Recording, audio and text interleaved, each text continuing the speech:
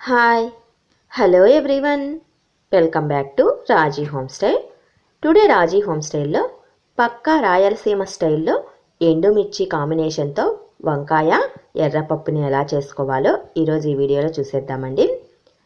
First of all మనకు కావాల్సిన కందిపప్పుని శుభ్రంగా కడిగేసి ఒక గిన్నెలోకి తీసుకోవాలి.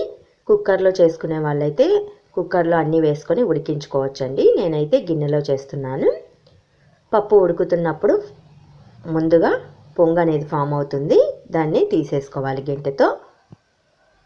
ఇలా కొద్దిగా ఉడికిన తర్వాత ఇందులో కట్ చేసిన టమాటా ముక్కల్ని కాస్తంత పసుపును వేసుకోవాలి. ఇందులోనే మనం తీసుకున్న ఎండుమిర్చిని చిన్న చిన్న ముక్కలుగా కట్ చేసి వేసుకోవచ్చు. చేతితో తుంచేసైనా వేసుకోవచ్చండి. చేయి కాస్త మంటగా అవుతుంది. సో ఇక్కడ వీడియోలో చూపిస్తున్న విధంగా సీజర్తో చిన్న చిన్న ముక్కలుగా కట్ చేసి వేసుకోవచ్చు. మనం ఎంత కారం తినగలమో చూసుకొని ఎండుమిర్చిని వేసుకోవాలి. చిల్లీ పౌడర్ కంటే ఎండుమిర్చి మేలండి. ఎండుమిర్చి కాస్త కారంగా ఉంటుంది. పప్పు కూడా మంచి టేస్టీతో వస్తుంది. ఇవన్నీ కొద్దిగా ఉడికిన తర్వాత, అంటే కందిపప్పు అనేది ఒక 50% ఉడికిన తర్వాత వంకాయ ముక్కల్ని వేసుకోవాలి. ఇప్పుడే వేయొద్దండి. ఇప్పుడే వేసేస్తే పూర్తిగా మెత్తగా అయిపోతాయి. సో ఈ కందిపప్పు అనేది ఒక 50% ఉడికిన తర్వాత వంకాయని చిన్న చిన్న ముక్కలుగా కట్ చేసుకొని వేసుకోవాలి. వంకాయ కాంబినేషన్తో ఎండుమిర్చితో పక్కా రాయలసీమ స్టైల్లో ఎర్రపప్పు అనేది ఈ స్టైల్లో ఉంటుందండి. చాలా బాగుంటుంది. ఏదైనా జ్వరం వచ్చినప్పుడు, హెల్త్ సరిగ్గా లేనప్పుడు మా రాయలసీమ స్టైల్ వాళ్ళు ఎర్రపప్పు చేసి ఎక్కువగా పిల్లలకి కానీ పెద్దలకు కానీ పెడుతూ ఉంటారు. ఈ విధంగా కందిపప్పు అనేది 50% ఉడికిన తర్వాత వంకాయని వేసుకోవాలి. వంకాయ వేయటం వల్ల పప్పుకు కొద్దిగా టేస్ట్ అనేది వస్తుంది. మరీ ఎక్కువగా వంకాయలు వేసుకోవద్దండి. పప్పుకి సరిపడా ఒక కప్పు కందిపప్పుకి ఒక 4-5 చిన్న వంకాయలు అయితే సరిపోతాయి. ఇవి కూడా కొద్దిగా ఉడికిన తర్వాత, పప్పు అనేది పూర్తిగా ఉడికిన తర్వాత ఫైనల్గా కొద్దిగా చింతపండు అలాగే సాల్ట్ వేసేసుకోవాలి. జస్ట్ ఒక 5 minutes ఉంచేసేసి పక్కకు దింపేసుకొని వాటర్ని వంపేసుకొని పప్పు గూతితో మెత్తగా రామేసుకోవచ్చు. మనం చేసే పప్పు అనేది కారం, ఉప్పు, పులుపు అనేవి 3 కరెక్ట్గా పర్ఫెక్ట్ వేలో వేసుకున్నామంటే పప్పు అనేది మంచి టేస్టీతో వస్తుందండి.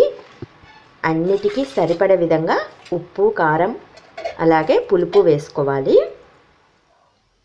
వాటర్ని పక్కకు వంపేసుకొని పప్పు గూతితో పప్పునంతా మెత్తగా రామేసుకోవాలి. ఇలా మెత్తగా రామిన తర్వాత మనం పక్కకు తీసుకున్న వాటర్ని కూడా వేసేసుకొని చక్కగా పప్పు గూతితోనే కలిపేసుకొని ఈ పప్పుకి ఇప్పుడు ఇంకా పోపు పెట్టేసుకోవచ్చు. స్టవ్ పైన ఇంకొక గుంతపాటి గిన్నె పెట్టేసి అందులో 2 లేదా 3 టేబుల్ స్పూన్ల వరకు ఆయిల్ని వేసుకోవాలి. ఆయిల్ హీట్ అయిన తర్వాత పోపు దినుసులు అలాగే కట్ చేసిన ఉల్లి ముక్కలు, కచ్చాపచ్చాగా దంచేసిన 5-6 వెల్లుల్లి రెబ్బలు కాసిన ఎక్కువగానే ఉండేలాగా చూసుకోండి. అలాగే 4-5 ఎండుమిర్చి ముక్కల్ని, 2 లేదా 3 రెమ్మల కరివేపాకు ఆకుల్ని వేసేసుకొని పోపునంతా చక్కగా వేగనివ్వాలి. పోపు అనేది దోరగా వేగిన తర్వాత ఈ పోపుని పప్పుకి యాడ్ చేసుకుంటే సరిపోతుంది. ఎక్స్ట్రాగా వాటర్ ఏమీ వేయాల్సిన అవసరం లేదు. మనం ఉడికించేటప్పుడు పక్కకు తీసిన వాటర్ వేసేసాం కదా. ఒకవేళ పప్పు పల్చగా కావాలి అనుకుంటే కొద్దిగా ఎక్స్ట్రా వాటర్ని వేసుకోవచ్చు. అది మీ చాయిస్ అనమాట. కొద్దిమంది పప్పు పల్చగా తింటారు, కొద్దిమంది చిక్కగా కావాలి అనుకుంటారు. రాయలసీమలో ఎర్రపప్పు వంకాయ కాంబినేషన్తో ఎండుమిర్చితో ఇలా చేస్తారండి. చాలా బాగుంటుంది. ఇది పక్కా రాయలసీమ స్టైలు ఎర్రపప్పు ఎండుమిర్చి కాంబినేషన్తో వంకాయ పప్పు. మరి మీకు ఈ వీడియో నచ్చింది అనుకుంటాను. మరి మీకు ఈ వీడియో నచ్చినట్లయితే మరికొన్ని ఇలాంటి రెసిపీస్ కోసం వెంటనే మా ఛానల్ని అయితే సబ్స్క్రైబ్ చేసుకోండి.